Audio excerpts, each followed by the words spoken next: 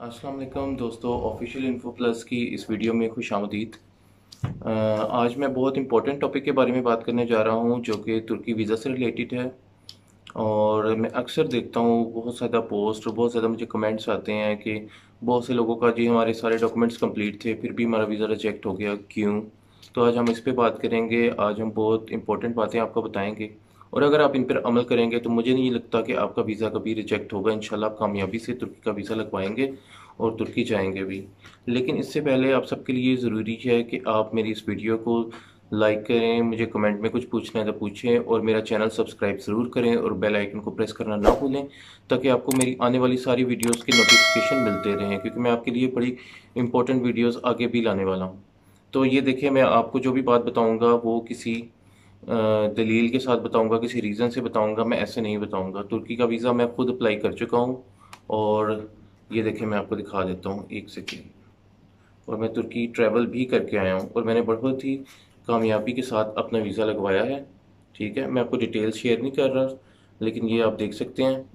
ठीक है, और अब मैं आपको बताता हूँ कि ये सब आपने कैसे करना है। ठीक है, एक तो आपके जो डॉक्यूमेंट्स आप लगाते हैं वो ऑथेंटिक होना बहुत ज़रूरी है। जब अपना वीज़े के लिए अपने डॉक्यूमेंट्स आप सबमिट करते हैं एनातोलिया में या जैरिस में, तो उनकी रिस्पॉन्सिबिलिटी है कि वो वेरीफाई करते हैं आपके डॉक्यूमेंट्स कि वो ठीक हैं कि नहीं पाकिस्तान के हिसाब से।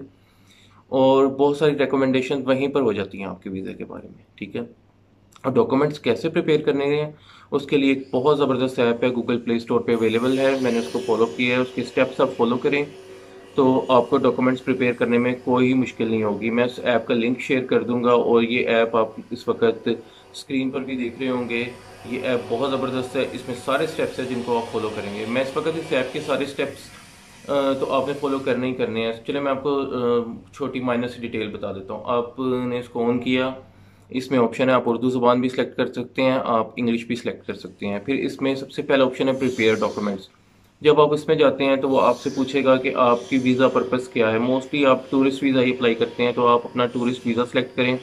फिर वो आपसे पूछेगा कि आपने ई वीज़ा लेना है या आपने स्टिकर वीज़ा लगवाना है। ई वीज़ा उनके लिए जिनके पास यूके, यूरोप, अमेरिका के वीज़ास, वैलिड वीज़ास अवेलेबल हैं, वो ऑनलाइन इस ऐप में ही लिंक अवेलेबल है, उसमें जाकर वो ई वीज़ा अप्लाई कर सकते हैं। लेकिन अगर आपके पास इन ममालिक के वीज़ा नहीं है तो आप स्टिकर वीज़ा लगवाएंगे, आप एम्बेसी में डॉक्यूमेंट्स भेजेंगे। उसके तरीक़ेकार ये, आप स्टिकर वीज़ा पे क्लिक करें तो ये आपको स्टेप्स बता देगा।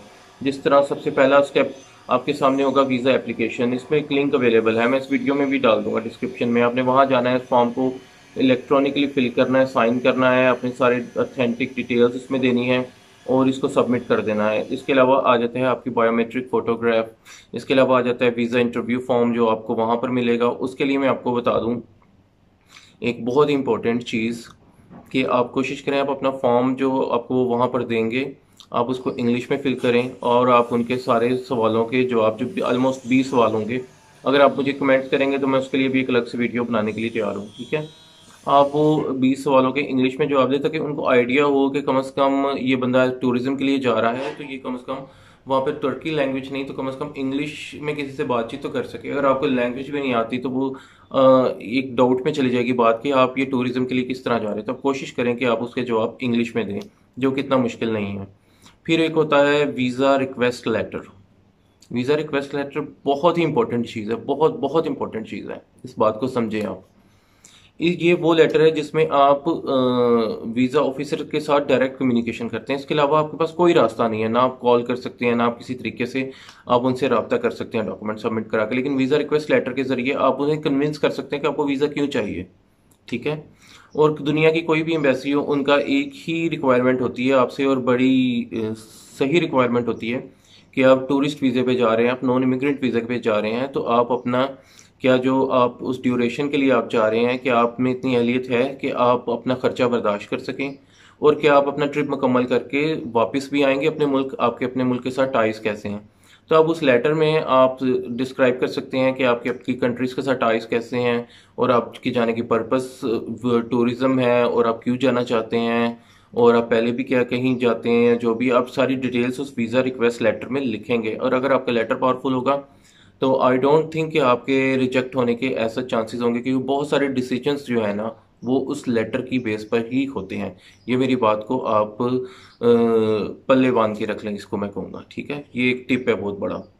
अच्छा जी, उसके बाद आ जाते हैं आपकी कुछ डॉक्यूमेंट्स हैं जो बहुत इजीली आप बनवा सकते हैं। ट्रैवल हेल्थ इंश्योरेंस, बहुत सारी कंपनीज हैं, बहुत सारे बैंक्स हैं जो आपको ट्रैवल हेल्थ इंश्योरेंस बना सकते हैं। उसमें देख लीजिएगा कि आपको शायद कोविड की कवरेज भी चाहिए हो, तो वो भी आप उसमें ऐड करवा लें तो कोई बुराई नहीं है, ठीक है। इसके बाद आपको पोलियो का सर्टिफिकेट जो आप किसी भी सरकारी हॉस्पिटल से जाके बनवा सकते हैं एक मुकर्रर टाइम के ऊपर, ठीक है।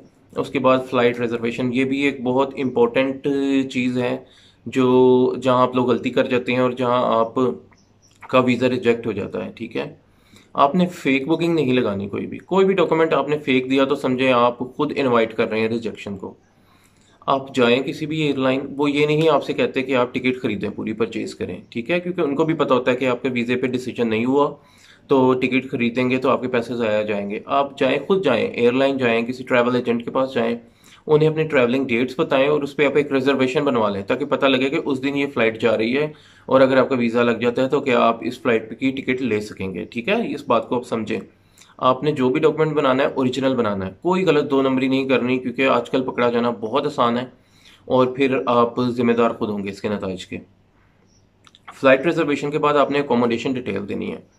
अकोमोडेशन डिटेल भी उतनी ही इम्पोर्टेंट है। बहुत से लोग ये गलती कर जाते हैं कि वो अकोमोडेशन डिटेल कोई किसी के कहने पे किसी से बनवा लेते हैं जी, वहाँ से आप हमें एक लेटर दे दें, आप हमें अकोमोडेशन कोई या किसी वेबसाइट के थ्रू बना देते हैं, तो ये सबसे बड़ी गलती है। अकोमोडेशन डिटेल आपने सही देनी है, आपने बुकिंग करवानी है।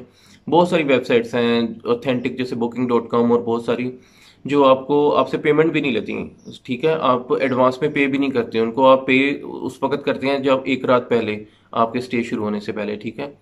तो आप जो है अथेंटिक अपनी जो आपका ड्यूरेशन होगा वीज़ा जो आपने एम्बेसी में बताया हुआ है, उस ड्यूरेशन के अंदर आप बुकिंग करेंगे और आप किसी अथेंटिक होटल की बुकिंग करेंगे। रिजर्वेशन बेशक आप पेमेंट ना कीजिएगा, उसका प्रिंट आउट निकालिएगा जो कि अथेंटिक हो, जिसका प्रूफ हो, और जो कि क्योंकि एम्बेसीज वेरीफाई करती हैं आपकी अकोमोडेशन डिटेल्स, वहाँ के कॉन्टैक्ट नंबर्स होते हैं, वो वहाँ पे चेक करते हैं कि वाकई आपकी रिजर्वेशन बुक है कि नहीं है। ये पॉइंट आप मेरा बांध के रखिएगा। एफआरसी का कोई इशू नहीं है, एफआरसी आपको नादरा दे देगा। एफआरसी आप जाएंगे अपने आईडी कार्ड से, जो फैमिली मेंबर्स आपके साथ ट्रैवल कर रहे हैं तो तब आपको चाहिए होगा, नहीं कर रहे तो शायद आपको नहीं चाहिए होगा, ठीक है। इनकम प्रूफ, ये तो सबसे ही बड़ी चीज़ है जो वीज़ा रिजेक्शन की बेस बनती है। इनकम प्रूफ आप गलत नहीं लगाएंगे। इनकम प्रूफ आप का मतलब ये है कि आपने अपनी आमदन ज़ाहिर करनी है, क्या आप इस काबिल भी हैं कि आप अपना खर्चा बर्दाश्त कर सकते हैं, ठीक है।